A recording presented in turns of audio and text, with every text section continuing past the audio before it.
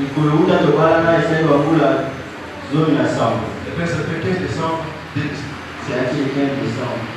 Et nous avons des enfants. Et nous sommes prêts. Nous sommes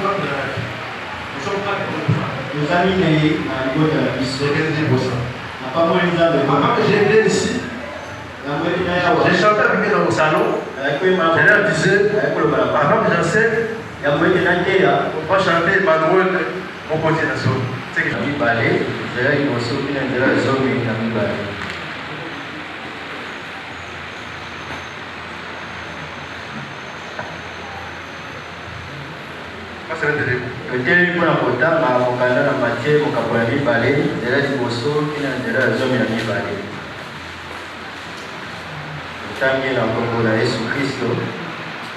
Jésus étant né à Bethléem, en Judée, au temps du roi Hérode, voici les mages d'Orient arrivèrent à Jérusalem et dirent: où est le roi des Juifs qui vient de naître? Car nous avons vu son étoile en Orient et nous sommes venus pour l'adorer. Le roi Hérode, ayant pris cela, fit troubler et tout Jérusalem avec lui. Il assembla tous les principaux sacrificateurs et les scribes du peuple, et il s'informa auprès d'eux où devait naître le Christ. Ils lui dirent: à Bethléem en Judée, car voici ce qui a été écrit par les prophètes. Et toi, Bethléem, terre de Juda, tu n'es certes pas la moindre entre les principales villes de Juda, car de toi sortira un chef qui paîtra Israël, mon peuple. Alors Hérode fit appeler en secret les mages et s'enquit soigneusement auprès d'eux depuis combien de temps l'étoile brillait. Puis il les envoya à Bethléem en disant: allez et prenez des informations exactes sur le petit enfant. Quand vous l'aurez trouvé, faites-le moi savoir, afin que j'aille aussi moi même l'adorer. Après avoir entendu le roi, ils partirent. Et voici l'étoile qu'ils avaient vue en Orient marcher devant eux jusqu'à ce qu'étant arrivé au-dessus du lieu où était le petit enfant, elle s'arrêta. Verset 10. Quand ils s'aperçurent d'étoiles, ils furent saisis d'une grande joie. Ils entrèrent dans la maison, virent le petit enfant avec Marie, sa mère, se prosternèrent et l'adorèrent. Ils ouvrirent ensuite leurs trésors et lui offrirent en présent de l'or, de l'encens et de la myrrhe. Puis, divinement avertis en songe de ne pas retourner vers Rome, ils regagnèrent leur pays par un autre chemin. Est-ce qu'on peut se mettre? Oui, au Père. Pendant ces derniers mois de décembre, le thème c'est pensons à la nativité. Au début de ce mois, les pasteurs avaient procès par le succès le plan rédempteur de Dieu pour le salut de l'homme.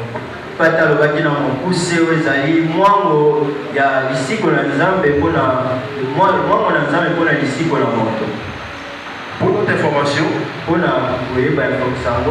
la naissance virginale de Jésus-Christ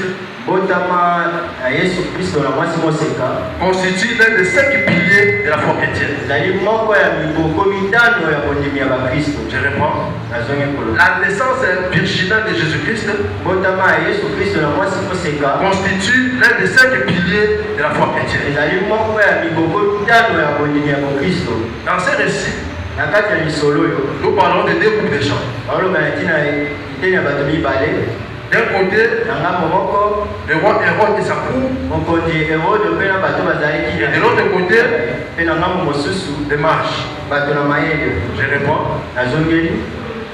Nous verrons les attitudes et les actions comme mené Hérode et puis sa cour. Et de l'autre côté, nous verrons comment les mages ont agi. Nous aurons 5 grandes vérités. 5 grandes vérités. Demande à ton voisin où sont stylos. Et puis où sont calepins.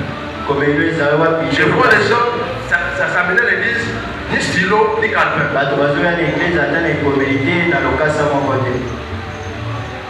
Les parents sont bons, les écrivains. Nous devons être l'église de Béret. La première vérité, les mages, là où ils étaient, ils avaient vu une étoile.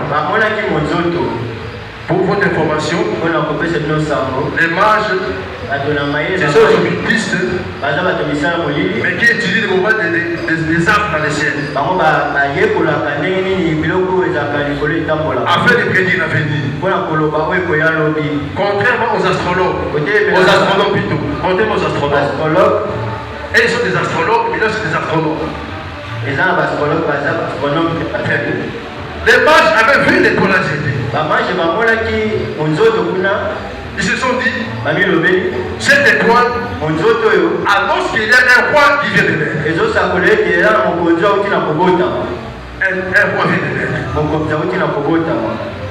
C'est probablement ces mages avaient reçu une révélation spéciale de la part de Dieu. Parce qu'ils habitaient le nord-est de Babylone. Mais là où ils étaient, quand ils ont observé, ils ont vu une étoile. Certainement Dieu, dans sa présence, leur a donné le message. Et aussi quand vous lisez donc chapitre 24 verset 17, il y a aussi une prophétie du prophète Balaam. Je pense que c'est un extrait. La prophétie de Balaam disait ceci. Un astre qui sortait de Jacob. Parce que dans le son, quand Balaam était en train de prophétiser contre Israël. Donc Balaam contre Israël. Il a dit un astre sorti de Jacob. C'est possible aussi que ces mages avaient cette information. Quand ils ont vu l'étoile au ciel, ils ont dit certainement, il y a un roi qui vient de naître. Un roi qui vient de naître. Voilà la première information. La deuxième information, ils se sont décidés d'effectuer un voyage. De quitter là où j'étais, au nord de Babylone, de suivre l'étoile. Parce que l'étoile était en mouvement. L'étoile n'était pas statique. L'étoile était en mouvement. Ils suivaient l'étoile. L'étoile s'est arrêtée à Jérusalem. Le roi s'était arrêté à Jérusalem. Qu'est-ce qu'ils ont fait? En tant que des princes, ces mages-là, en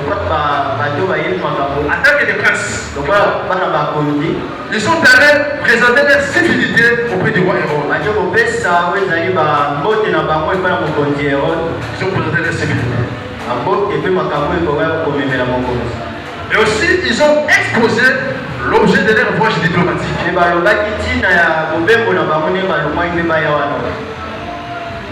Hérode, en attendant l'objet de leur mission, le roi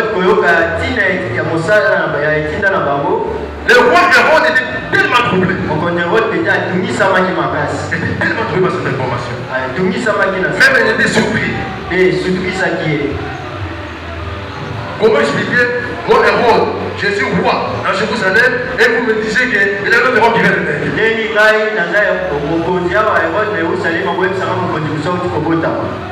Les mages ont dit ceci. Nous avons quitté le nord-ouest, là où nous étions. Nous sommes venus ici à Jérusalem. C'est pour adorer le roi qui vient de naître. Pour adorer le roi qui vient de naître. Pour votre information, le roi Hérode, il n'était pas dans la descendance des rois David. Parce que nous savons que Dieu avait réservé la royauté à la tribu de Juda. Il y avait aussi des sacerdoces qui étaient pour la tribu de Lévi.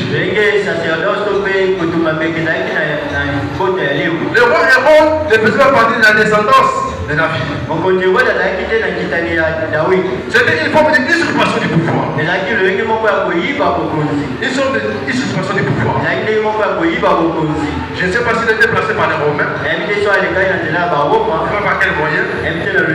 Mais c'est lui qui était. Par contre, le roi Hérode, lui, il était descendant d'Ésaü. C'est-à-dire, il était un Édomite. Il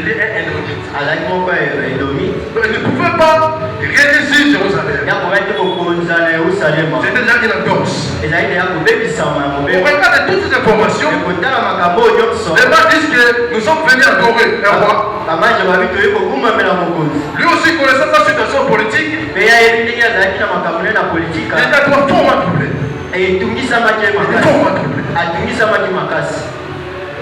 Même si le peuple laissait que puisse régner sur eux, mais ils avaient la haine, ils avaient bien contre ce roi. Certainement, ils se disaient quel jour le roi sera remplacé par un roi qui est descendant de Juda. Un roi qui est descendant de Juda. Parce que Hérode n'avait pas la légitimité du pouvoir. Même s'il avait le pouvoir légal, mais il n'avait pas la légitimité du pouvoir. Parce que c'est Dieu qui établit le roi pour Israël. Troisième information, le roi Hérode par rapport aux informations que les mages l'ont livrées, il a convoqué sa cour. Il a appelé les principaux sacrificateurs. Il a appelé les scribes. Il voulait s'enquérir du lieu exact où le roi devenait.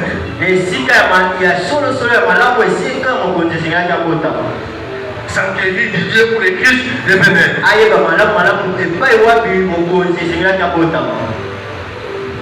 Ce qui est intéressant, le roi Hérode, il avait établi un lien entre le roi des Juifs et puis le Messie.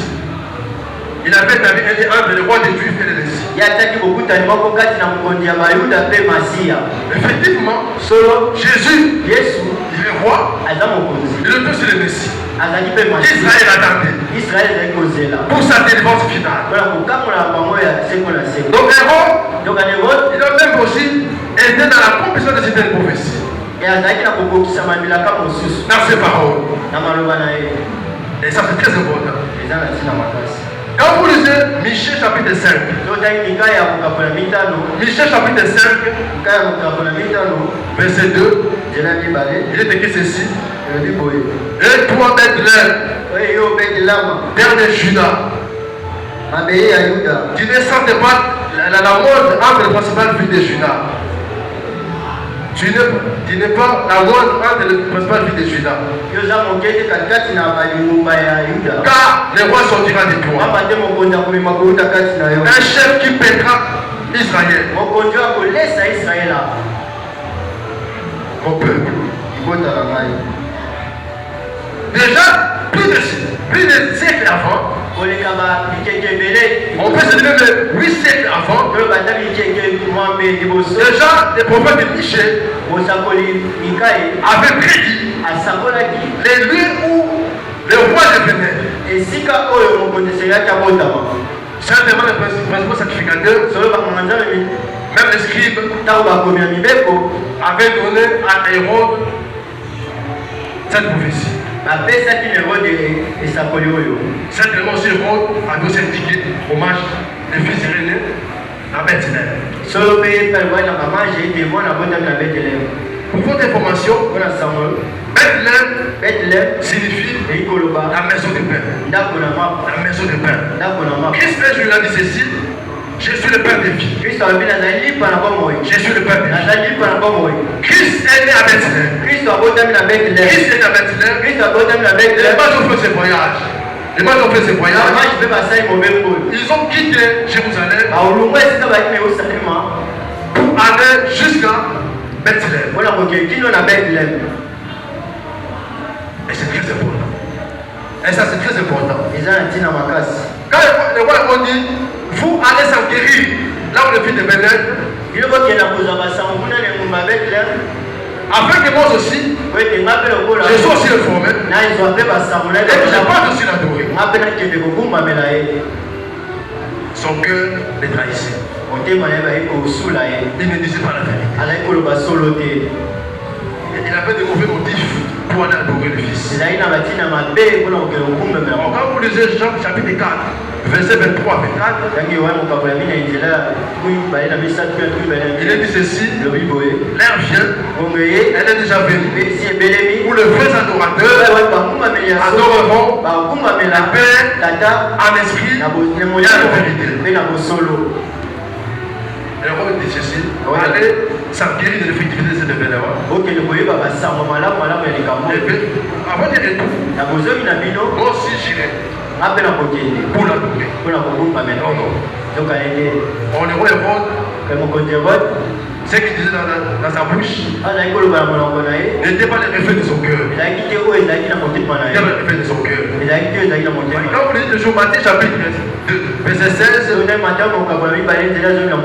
verrez que par la suite, puisque le match n'était pas rentré, le roi Hérode avait écrit un édit qu'on puisse tuer tous les enfants, tous les petits-enfants. Même Christ aussi était parmi la liste là. Pour dire que quand il disait qu'il devait adorer ses fils, il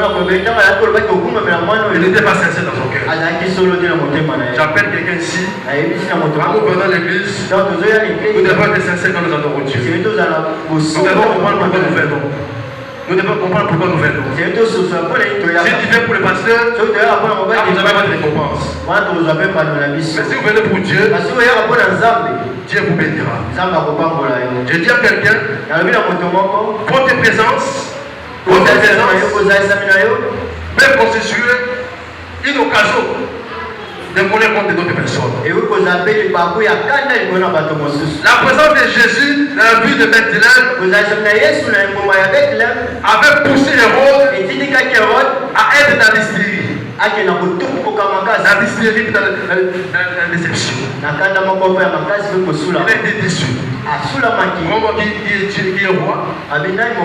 Comment qui est roi? Il a même le roi dans ma juridiction. Non.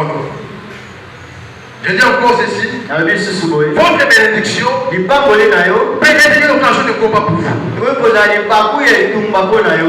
Votre bénédiction peut être une occasion de combat contre vous.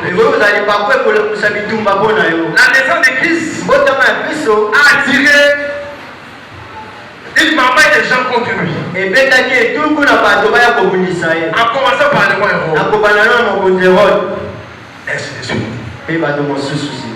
Votre bénédiction, votre élévation, ça peut constituer un élément d'attaque contre votre vie. Mais je te dis, ils te feront la guerre, ils te feront pas. Ils te feront la guerre, ils te feront pas. Les marches dans leur voyage. Pour notre information, entre Jérusalem et Bethléem, il fallait faire 8 km de marche. 8 km de marche. Mais l'étoile était toujours en train de les guider.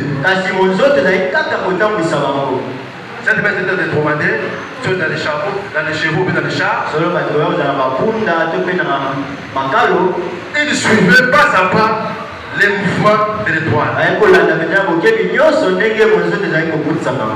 Je ne sais pas si les matins s'avancent aussi. Mais certainement la nuit, on peut bien voir l'étoile.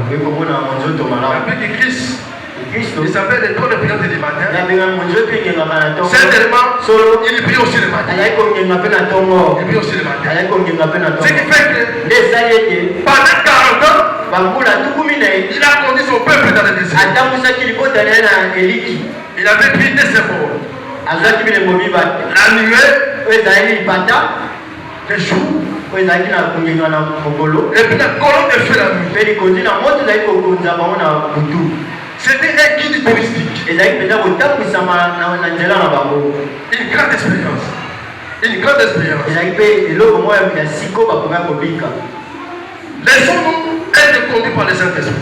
Est-ce qu'en ce mois de décembre, comme les mages ont été conduits par l'étoile,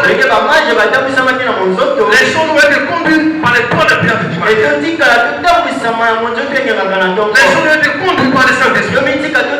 Au travers de sa parole. Là, nous avons des directives précises. Et là, nous réussirons dans nos projets, dans tout ce que nous entreprenons. C'est très important. C'est que la vérité, les mages, dans les voyages avec l'étoile, ils ont vu l'étoile s'arrêter quelque part. L'étoile s'était arrêtée à Moukari à Nefis. L'étoile ne bouge plus. J'ai dit à quelqu'un, comme ce jour-là, Josué a dit ceci. Soleil, arrête-toi. Afin que nous fassions voyager contre les Gabaonites. Laisse que l'étoile s'arrête si la vie de quelqu'un aujourd'hui. On m'a dit que l'étoile s'arrête si la vie de quelqu'un aujourd'hui. J'ai dit que l'étoile s'arrête si la vie de quelqu'un aujourd'hui.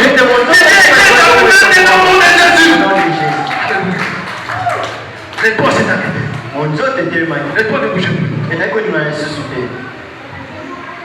Christ n'était pas né dans une maison. Il était né dans une mangeoire. Dans une mangeoire. Les mages sont entrés. Ils ont vu le Fils. Dont l'étoile a été vue depuis non est de Babylone. Certainement, se sont parlé avec les parents de Jésus. Avec Marie et Joseph.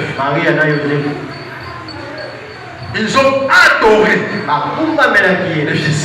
Comme ils avaient dit à Hérode, nous allons voir le Fils, le roi qui est né, pour que nous l'adorions. Ils ont adoré le Fils. Après l'adoration, ils avaient aussi des offrandes qu'ils avaient dans les bagages. Ils ont sorti, ils ont déballé les rues. Ils ont même poissons d'offrande.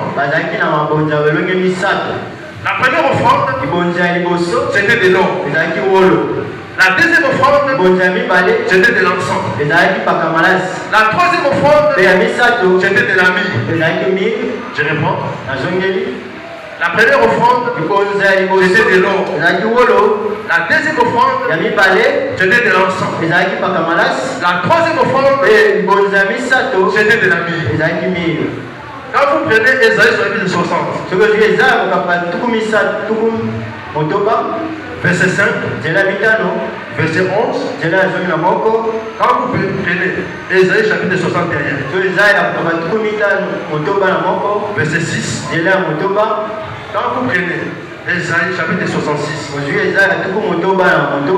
verset 20, quand vous prenez Sophonie, chapitre 3, verset 10, quand vous prenez Agé, je vais répondre, quand vous prenez Agé, chapitre 2, verset 7 à 8, je réponds, Ésaïe 60, verset 5, et puis le verset 11, Ésaïe 61, verset 6, Ésaïe chapitre 66, verset 20, Sophonie chapitre 3, verset 10, et enfin, Agé chapitre 2, verset 7 à 8. Si vous compilez tous ces passages, vous allez comprendre qu'il avait une prophétie qui disait ceci: les richesses des nations viendront vers Israël. Les rois apportent leurs offrandes à Israël. Les mages ont quitté l'ouest de Babylone. Ils ont amené les présents. afin d'offrir au roi. La prophétie qui est accomplie ici, partiellement, mais ça sera accompli totalement le jour du royaume millénaire. Où Christ sera roi, où il régnera, où il va contrôler toutes les richesses du monde. Après le roman, les mages, ils ont fait une anticipation ou encore un accomplissement partiel de la prophétie messianique du roi millénaire. Ils ont amené de l'or, de l'encens et puis de la myrrhe. Aussi ces offrandes pour aussi se signifier les caractères de la vie de cet enfant qui vient de naître. Je réponds.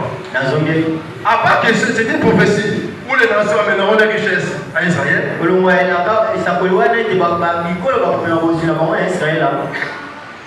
Mais ces offrandes montrent que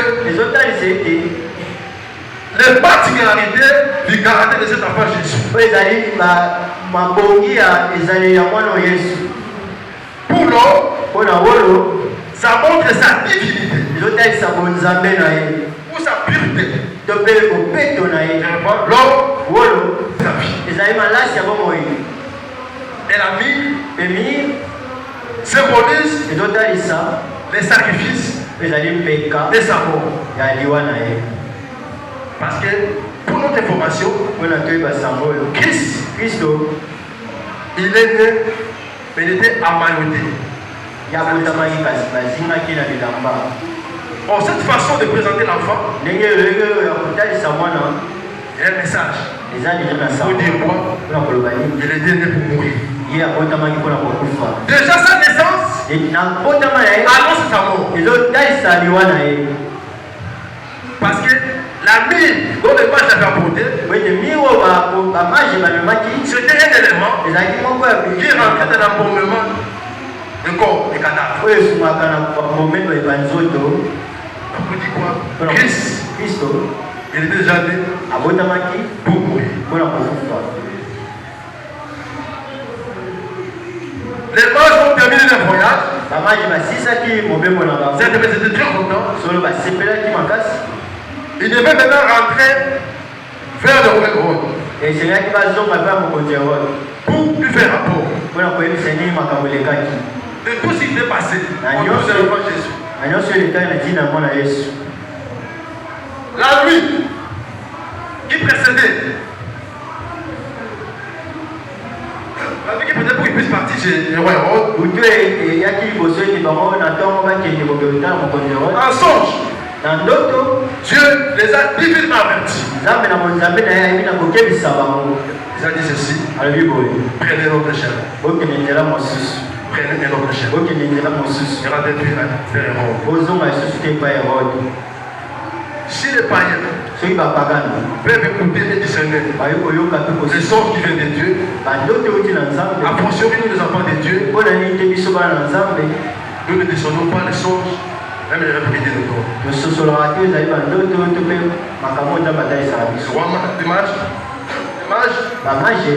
Ils ont repoussé le chemin. Ils ont pris notre chemin et rentré dans le pays. C'est ce qu'a fait que Hérode attendait plusieurs longtemps. Les mages n'étaient pas là. Quand vous lisez le verset 16 de Matthieu 2, il avait levé l'option de tuer tous les enfants. Cet homme se disait, dans cette tranche d'âge, il y aura aussi mon concurrent. Cet homme est roi. Elle avait oublié. Jésus, je vous répète sa vie de la main de Rome. Il y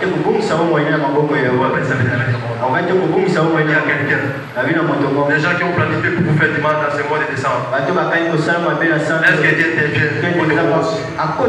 Est-ce que Dieu vous avertisse? Dès qu'il dit vous avertissez maman Émilie.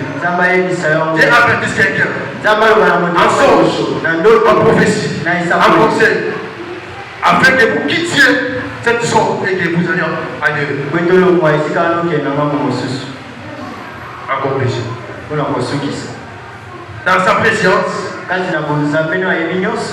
dans sa sagesse, Dieu avait tout planifié concernant la naissance de Christ. Et il a même donné les détails de tous les intervenants. Je réponds. Dieu, dans sa préscience, dans sa sagesse, il avait tout planifié